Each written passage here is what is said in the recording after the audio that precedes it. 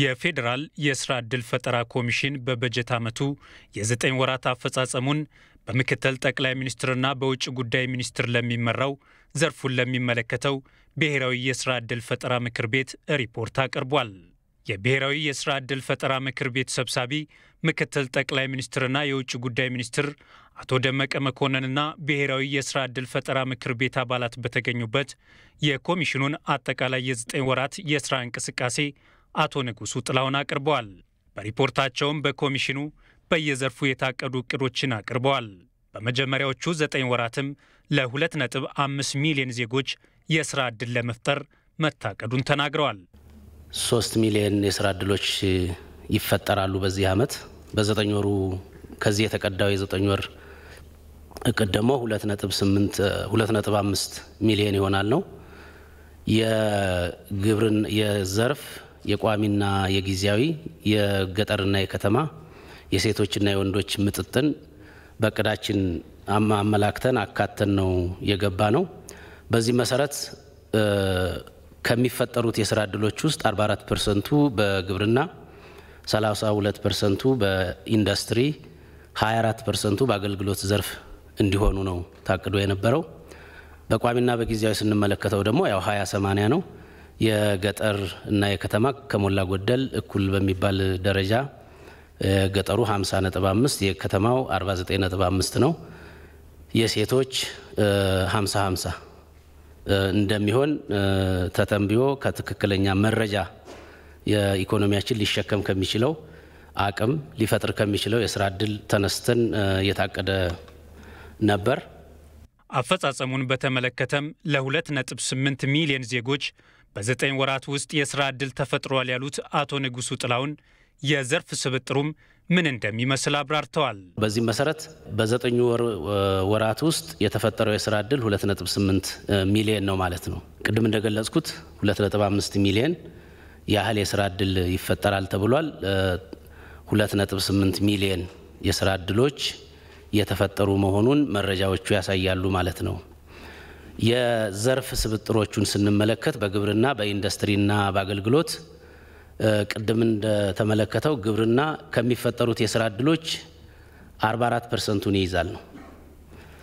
ይሄ በአምራች ዘርፎቹ አብዛኛው ሰው ይሰማራል ተብሎ ተተንትኖ የታቀደው ያ ሆኖ ሳለ ስብጥሩን ስንመለከተው ግን የግብርና ድርሻ 29% ሆኖ ነው ያገኘነው ማለት ነው።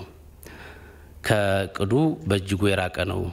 የዘርፎቹ ስብጥር በባለፈው 6 ወርም እንደገመገም ነው ያንኑ ዝንባሌ ነው የሚያሳየው። የኢንዱስትሪ 32% ይሆናል ነበር ተብሎ የታቀደው፣ ነገር ግን 30 ነው። ከሞላ ጎደል ተመሳሳይ ነው ብሎ መውሰድ ይቻላል።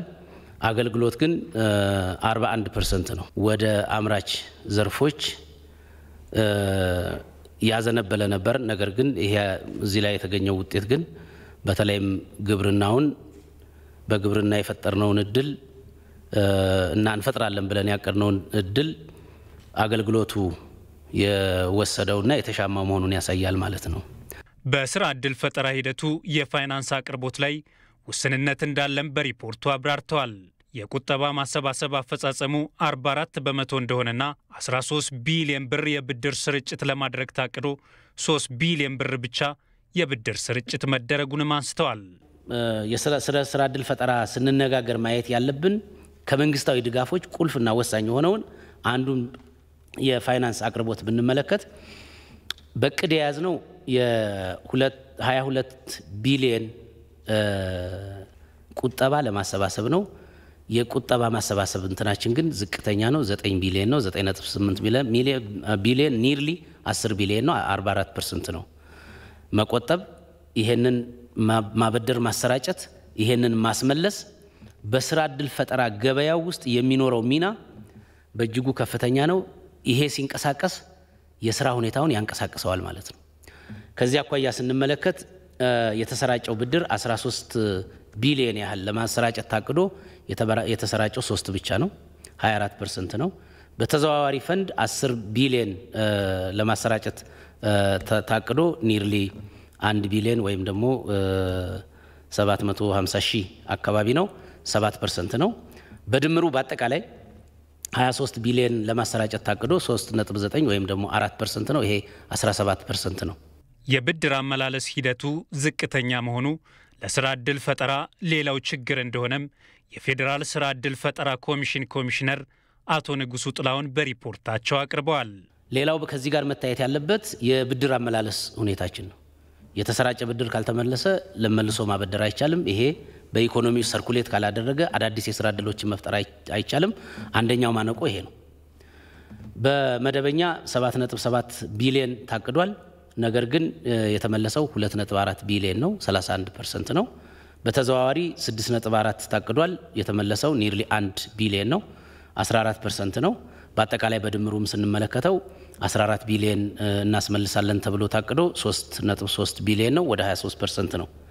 ከብድር ተጠቃሚዎች ከዚህ አኳያ እነዚህን አፈጻጸሞች ስናያቸው የመጨረሻው የፐርሰንቴጅ አፈጻጸሙ ተያይዞ ከፍ ሊል ተያይዞ ዝቅ ሊል የግድ ነውና ብድር ተጠቃሚ ኢንተርፕራይዞች 347227 ኢንተርፕራይዞች እንዲጠቀሙ ነው ያቀድነው ማለት ነው። ነገር ግን ተጠቃሚ ያደረግነው 45629 ነው።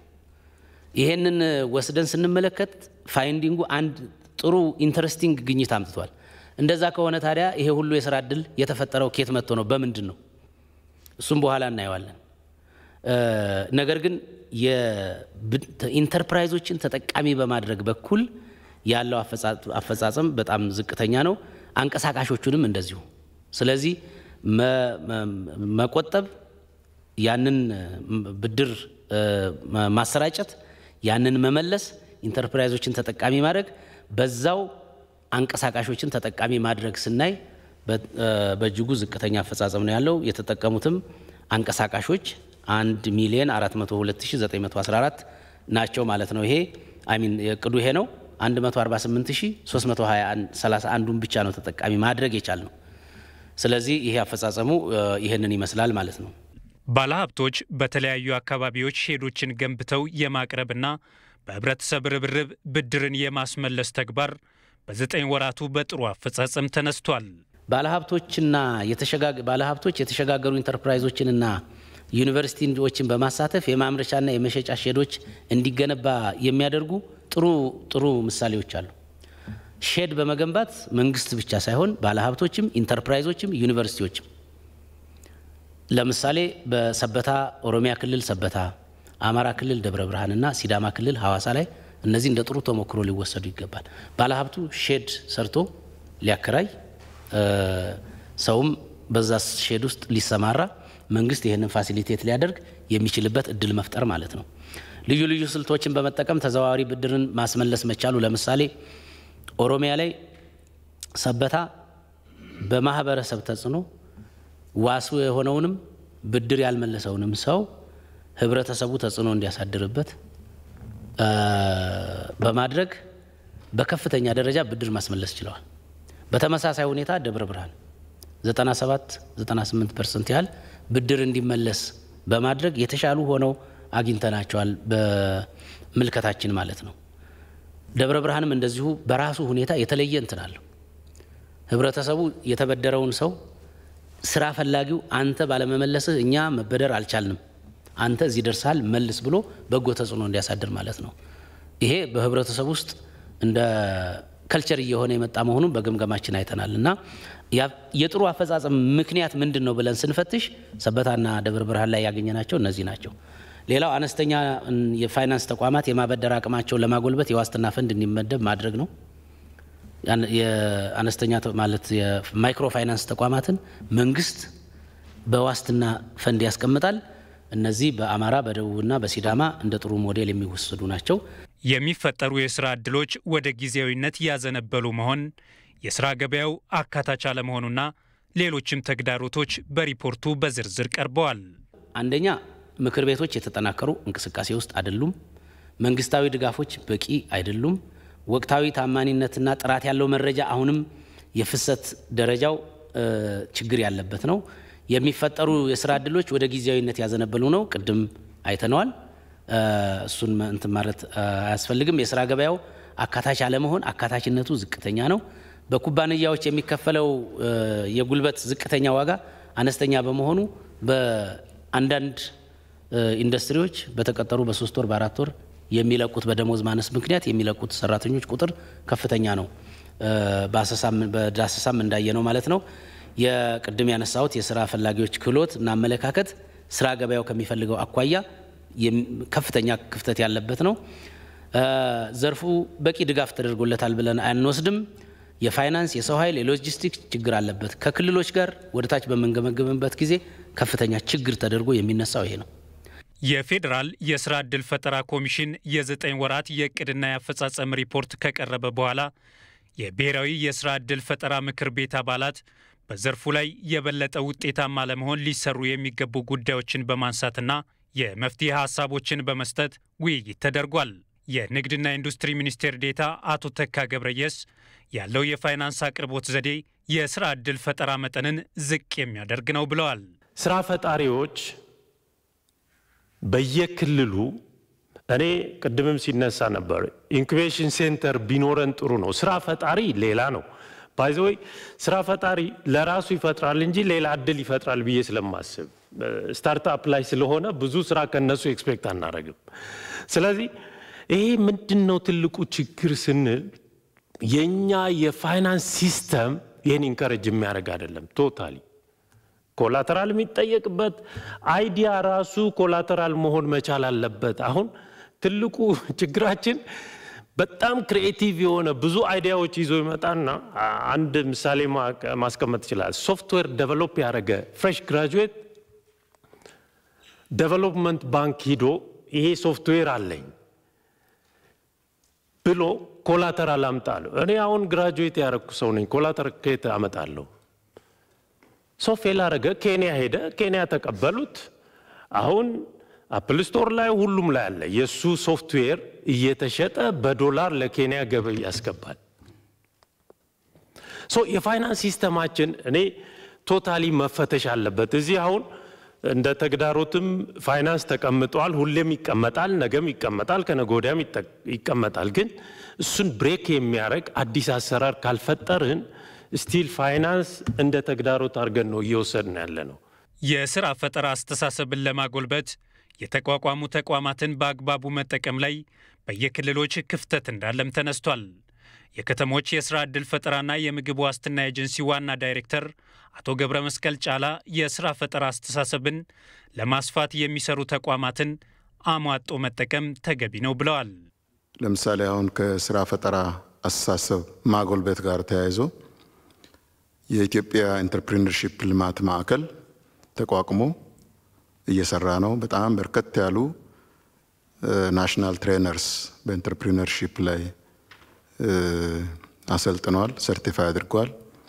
እንደዚሁም ደግሞ የቴክኒክና ሙያ ትምህርትና ስልጠና ተቋማትና ዩኒቨርሲቲዎችን ለነሱም ባክቦን በመሆን እውቀትን ቴክኖሎጂን በማሸጋገር ላይ ነው ያለው። ይህንን ክልሎች በስፋት ሲጠቀሙ አላይም። የተወሰኑ ክልሎች ይጠቀማሉ። ይሄ ከችግር ተነስተን በጣም መሰረታዊ ከሆነ የስራ ፈጣሪነት አስተሳሰብ ችግር ተነስተን እንደ ሀገር ያቋቋምነው ትልቅ ተቋም ነው። ስለዚህ ይህንን ተቋም ልንገለገልበት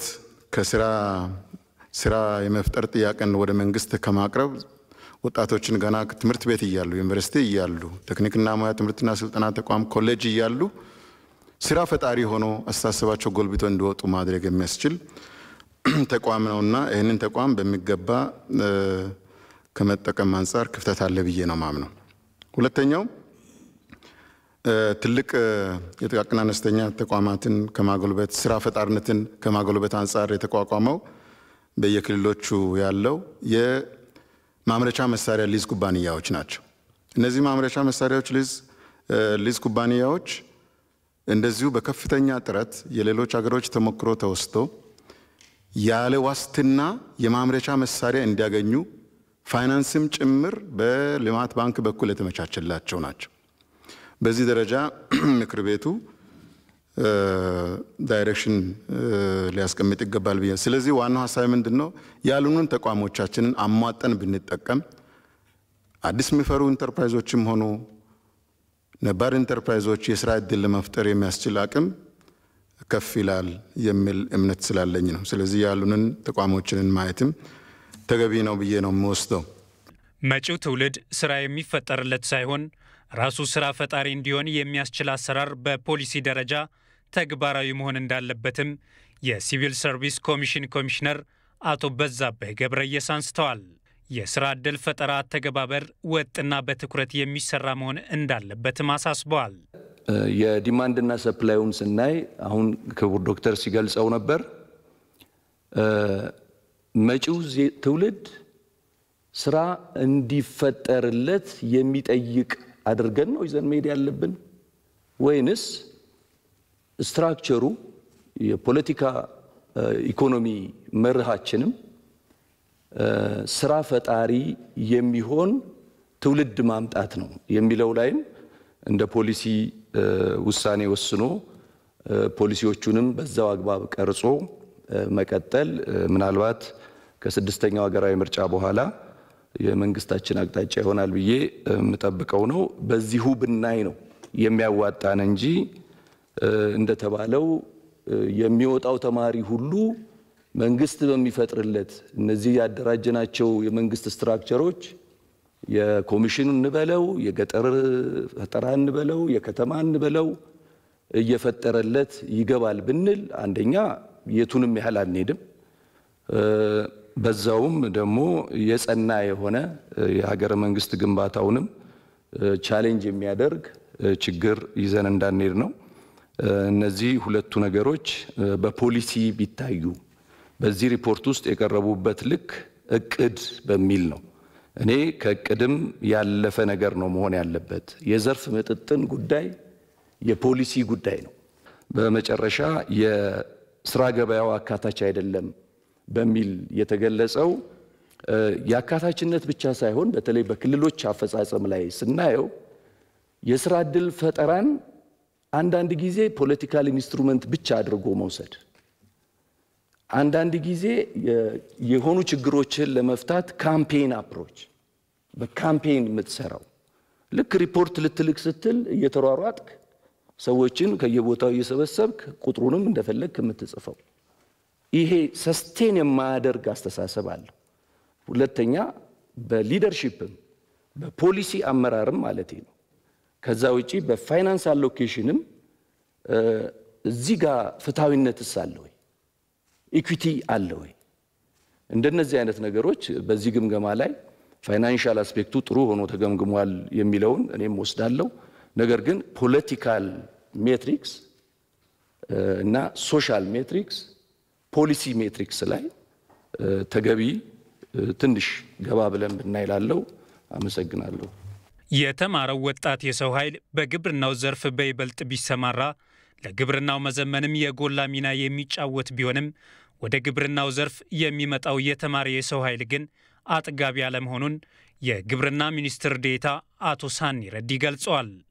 በዘርፉ ለመሰማራት ለሚፈልጉ ዜጎች የሚደረገው ማበረታቻም ዝቅተኛ ነው ብለዋል። የተማሩ ወጣቶችን ወደ ግብርና የማሰማራቱ ጉዳይ ለስራ እድል ከመፍጠርም በላይ ግብርናን በማዘመንና ምርታማነትን በማሳደግ ለአጠቃላይ ኢኮኖሚ ያለው ፋይዳ ሰፊ ነው። እድሉ አሁንም ገና በግብርና ውስጥ ያልተነካ ነው። ከዚህ አኳያ አይተን ወደ ግብርና የሚሰማራው በቋሚ የግብርና ስራዎች የሚሰማራው በአዳዲስ የግብርና መስኮች የሚሰማራው ወጣት በቂ ነው ብለን አልወሰድንም። ብዙ መስራት የሚጠበቅብን እንደሆነ ገምግመናል። ከክልሎችም ጋር በሴክተር ደረጃም ሰሞኑን ገምግመናል። መሰረታዊ ችግሮች ናቸው ብለን የለየናቸው አሉ። መሰረታዊ ችግሮቹ ግብርና አልዘመነም፣ አትካሚ ነው፣ አትራፊ አይደለም የሚሉት ጉዳዮች አሁንም በአስተሳሰብ ደረጃም በተግባር ደረጃም አሉ።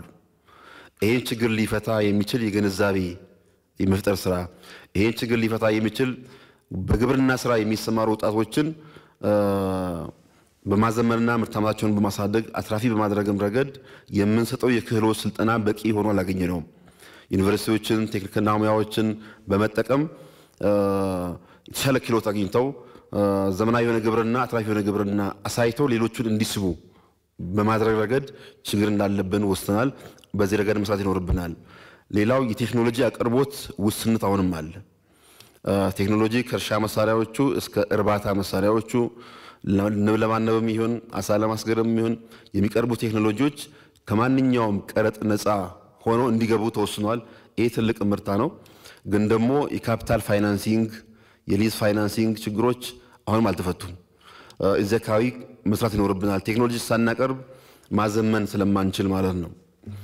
ሌላው የመንግስታዊ ድጋፍና ያቀርቦት ችግር የምንላቸው ጉዳዮችም አሁንም ማነቆ እንደሆኑ ነው ያሉት። የግብርና ስራ መሬት ይጠይቃል። የመሬት አቅርቦታችንን ስናየው ካቀድነው 44% ብቻ ነው ያቀረብነው። የፋይናንስ አቅርቦት ይጠይቃል። ለዘርፉ ለብድር አቅርቦት ለብድር አገልግሎት እናቀርባለን ካልነው ፋይናንስ 5% ብቻ ነው ያቀረብነው። ቅድም ከደቡብ ክልል እንደቀረበው ይሄም የብድር ተመላሽና ቁጠባ ነው። ስለዚህ የመሬትና የፋይናንስ አቅርቦት የቴክኖሎጂ አቅርቦት ውስንነት አሁንም አልተሻገርነውም። ይሄም በቀጣይ ልንሻገረውና አቅጣጫ ልናስቀምጥበት እንደምንገባን ወስተናል። በየዓመቱ ከከፍተኛ የትምህርት ተቋማት ተመርቆ የሚወጣው የሥራ ፈላጊ መጠን ከዓመት ወደ ዓመት እየጨመረ በመሆኑ ይህንን ሰፊ የሥራ ፍላጎት ማስተናገድ የሚችል ሥራ የመፍጠር አቅም መገንባት እንደሚገባም የትምህርት ሚኒስትሩ ዶክተር ጌታሁን መኩሪያ አሳስበዋል። ከትምህርት ዘርፍ አኳያ አሁን በጣም እያሳሰበኝ ያለ ነገር አለ። በዚህ በ2013 የ12ኛ ክፍል የሚፈተኑ ተማሪዎቻችን በቁጥር ወደ 850 ሺህ ይጠጋሉ የሚል ፕሮጀክሽን አለን እና በጣም ብዙ ህዝብ ብዙ ቁጥር ወደ 27 ሚሊዮን ተማሪዎች አሉና ከስር ግዙፍ ቁጥር እየመጣ ስለሆነ ይሄን ነገር የሥራ ዕድል ፈጠራችንን ቶሎ እየፈታ ነው ዋላም ማነሳው ነገር አለ እያሯሯጥ ነው ካልሄድን ከዘንድሮ ይልቅ የሚቀጥለው ዓመት ከባድ ነው። ከሚቀጥለው ዓመት ይልቅ የዛሬ 2 እና 3 5 ዓመት ስንደርስ ግዙፍ ወጣቶቻችን ከስር እየመጡ ናቸውና ዘሆል ፕሮጀክሽኑ ይሄንን ካፕቸር ካላደረገ ዛሬ ላይ ትንሽ ችግር መፍታት ካቃተን የዛሬው አንድ ችግር የዛሬ ዓመት 10 እና 100 ነው የሚሆነው እና ዲማንዱን ማየት እንደ ሀገር በፌደራልም በክልልም ደረጃ ላለን አመራሮች ዲማንዱን ማየት ሰው ሊደነግጥ ይገባል ብዬ አስባለሁ። እየመጣ ያለው በጣም አስደንጋጭ ቁጥር ስለሆነ ስለዚህ የሥራ ዕድል ፈጠራ ላይ ዛሬ የምንሰራው ነገር ለነገ ኮርነር ስቶር መረማመጃ ጥሩ እየሆነ ካልሄደ ግን እየተቋጠረ እየተቸገርን ቋጠሮ እየበዛ ከሆነ ምን ኢምፕሊኬሽኑ ግዙፍ ስለሆነ የዲማንዱ በደንብ ፕሮጀክሽን መሆኑ ቢታይ ብዬ ማነሳው ከዛ አኳያ ነው። የብሔራዊ የሥራ ዕድል ፈጠራ ምክር ቤቱ ሰብሳቢ ምክትል ጠቅላይ ሚኒስትርና የውጭ ጉዳይ ሚኒስትር አቶ ደመቀ መኮንን የ9 ወራት አፈጻጸሙ አበረታች ነው፣ በቀጣይ ወራትም ቀሪ ስራዎች ሊከናወኑ ይገባል ብለዋል። እንደ ማጠቃለያ የ9 ወሩ አፈጻጸም በአጠቃላይ በጣም ጥሩ ነው። 6 ወር ላይ ወደ 1.6 አካባቢ ነበር ይመስለኛል ያኔ የነበረው። አሁን 9 ወር ላይ ወደ 2.8 የመረጃ የጥራት ሚዛን ውስጥ ይሄን ስናስገባው ደግሞ የ15% ረቃ አድርገን 85% ኦፍ 2.8 ወደ 2.56 አካባቢ ይሆናል። 3 ሚሊዮን ለመድረስ በ3 ወራት ሚያዝያ ግንቦትና ሰኔ የሚሰራው ስራ በ85% አፈጻጸም የጥራት ሚዛን እቅዱ ሊሳካም ከዛም በላይ ሊሄድ እንደሚችል ያመለክታል ማለት ነው። ዋናው ቁም ነገር መሬት ላይ ያለው አፈጻጸም በተቻለ መጠን መሬት ላይ ያለውን የሚመስል በጥንቃቄ ለማየት ተሞክሯል። በዛ እይታ ውስጥ ነው አፈጻጸሙ ማየት ያለብን። ከዝቅተኛ ደረጃ ተነስተው የዘርፍ ሽግግር በማድረግ እያደጉ ያሉ ኢንተርፕራይዞችም ጠንካራ ኢኮኖሚ ለመገንባት ያላቸው ሚና ከፍ ያለ በመሆኑ በትኩረት የበለጠ ይሰራል ተብሏል። በዚህ ጊዜ በስራ ፈጠራ እና በኢንተርፕራይዝ ልማት ከ1-2 ሳምንት በፊት እንደዚሁ የዘርፍ ሽግግር ያደረጉ ወደ ሀብት ፈጠራ የተሸጋገሩ ሞዴልነት የሚታዩ በአገር አቀፍ ደረጃ የተዘጋጀው ፎረም እና የተሰጠው እውቅናን ስንመለከተው ዋናው መጀመሪያ የስራ እድል ፈጠራን ለስታርታፕ እድል የመስጠት ነገር በዛ ላይ ተመስርቶ ደግሞ ከአነስተኛ ወደ መካከለኛ የማደግ ጉዞም ቢሆን በጣም የሚያበረታታና ሚሊዮነሮች እየታዩ መሆኑን የሚያሳይ ነው። እዚህ ሀገር በጣም ኢመርጂንግ የሆነ ኢኮኖሚ እየገነባና ያለ ነው። እጅግ በጣም ተሻጋሪ የሆነና በፈጣን ለውጥ ውስጥ ያለ ማህበረሰብ ነው። በብዙ መልኩ እንዲህ አይነት የኢንተርፕራይዝ ልማት ወደ ባለሀብትነት የማደጉ ጉዞ ከጠቅላላ ፍላጎቱ አኳያ እንደው እንደ ጠብታ አድርገን መውሰዱ ተገቢ ቢሆንም እንዳንዘናጋ መንገዱ በትክክል ተይዟል። በውጤትም መታየት ጀምሯል። የነዚህን የዘርፍ ቅብብሎሽ በአግባቡ መመልከት ያስፈልጋልና ጠንካራ ኢኮኖሚ ለመገንባት እዚህ ዝቅተኛ ህብረተሰብ ስራ ፈላጊው በደንብ ያልተፈቀደው ያልተደመጠውን አካባቢ የዳሰሰ ወደ ኢኮኖሚ ውስጥ ይህን እያስገባ ያለ ጉዞ በመሆኑ ያን ማጠናከር ያስፈልጋል ማለት ነው። በተለይ አሁን የስራ ፈጠራ ሂደቱ በአረንጓዴ ኢኮኖሚው ላይ ትኩረት ያደረገ ሊሆን እንደሚገባ ያሳሰቡት ምክትል ጠቅላይ ሚኒስትርና የውጭ ጉዳይ ሚኒስትሩ አቶ ደመቀ መኮንን ሀገሩን የሚወድና በሀገሩ የሚኮራ አምራች ዜጋን መፍጠርም ትኩረት የሚሻው ነው ብለዋል። የስራ እድል ፈጠራችን ከወዲሁ መገራትና መቃኘት ያለበት በተቻለ መጠን ይሄ ከአረንጓዴ ልማት ጋር የተያዘ የክላይሜት ሬዚለንት የሆነ ኢኮኖሚ ከመገንባት አኳያ ግሪን ጆፕ የሚባለው በዚህ ዙሪያ የሚያጠነጥን ነው። አሁኑን የምንጀምረው አሁኑ ትኩረት የምንሰጠው ነው። አማራጭ እያለ ለምን በድሮ በለመር ነው እንሄዳለን? ለምን እንደግማለን? ይህንንም እይታ አብሮ መሆድ ማወዳደሪያ መስፈርት አድርጎ መውሰድ ሪዋርድ በዚህ ዙሪያ ላይ እንዲኖረው ማድረግ ያስፈልጋልና ይህንንም መመልከት ይሻል ማለት ነው። ሌላው እዚህ ቤት ያነሳችሁትና እዚህ ሀገር አሁንም ተገቢ ትኩረት ሊሰጥ የሚገባ የስታርታፕ ቴክኖሎጂ ስታርታፕ በራሳቸው ሀሳብ ከየትኛውም በላይ ትልቅ ኮላተራል በሰው እንትን ውስጥ ነው ያለው።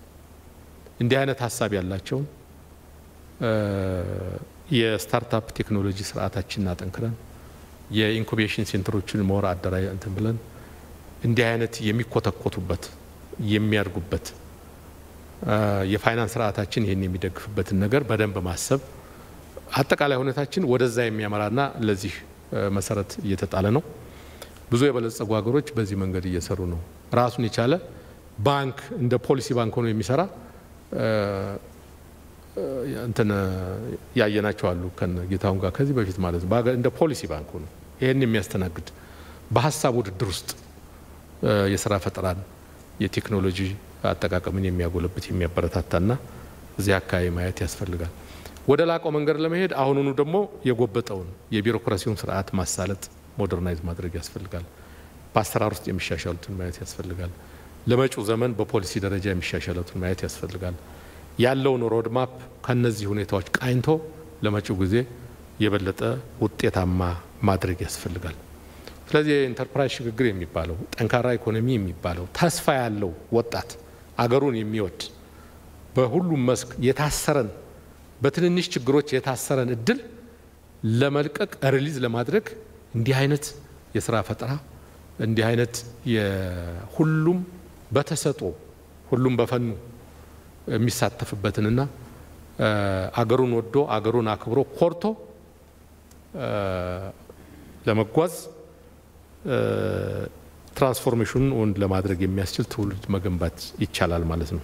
በአጠቃላይ መሰረታዊ ነገሮች በሪፖርቱና በቤቱ ተነስተዋል። እንደ ማጠቃላይ ሀሳብ ትምህርት የሚወሰድባቸው እና ደግሞ ለቀጣይ ትኩረት የሚጠይቁት ዋና ዋና ነጥቦች እነዚህ ናቸው። ይህንን በዝርዝር ለይቶና ለቅሞ ወደ እቅድ መቀየር ደግሞ የኮሚሽኑ ኃላፊነት ይሆናል። የፌዴራል የስራ ዕድል ፈጠራ ኮሚሽን የ9 ወራት የስራ አፈጻጸም ላይ ብሔራዊ የስራ ዕድል ፈጠራ ምክር ቤት አባላት የታዩ ጠንካራ ስራዎች የበለጠ የሚጎለብቱበትን፣ ድክመቶች የሚስተካከሉባቸውን መንገዶችና በተጨማሪ በዘርፉ ሊተገበሩ የሚገቡ ሐሳቦችን በማንሳት ዘርፉን የበለጠ ውጤታማ ለማድረግ ሰፊ ውይይት አድርገውበታል።